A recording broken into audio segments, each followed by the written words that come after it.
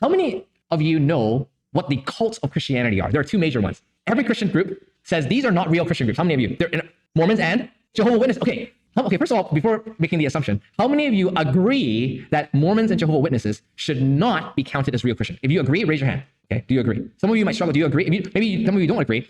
Some of you agree. Let me tell you the reason why. Some of you who don't agree. Let me tell you the reason why. It has everything to do with major doctrine. Here's the reason. It's simple, as simple as this. Because both of those groups deny a major doctrine. They deny that Jesus is fully God. In fact, so much so that Mormons believe that Jesus is a brother of Satan. That's the reason. Some of you are wondering, we're always taught that. Maybe they're a little bit weird and a little bit cultish. They always knock on your door. They're always suiting up. They're always asking to come in and talk to you.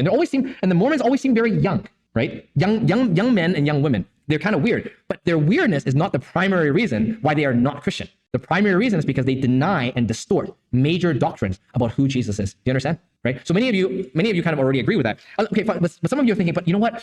I have some gay friends or lesbian friends or whatever, or this is a sensitive issue in our culture. How could churches be so divisive and judgmental and exclusive? This is that in the eyes of God from Scripture, all those ethical topics are in the same category. And if you already agree with what the Bible teaches on every other moral issue, but you say no, what the Bible teaches that practicing homosexual sin is a sin, then you got to go back to Scripture and examine that, because in the Bible it's very clear. These are all in the same category.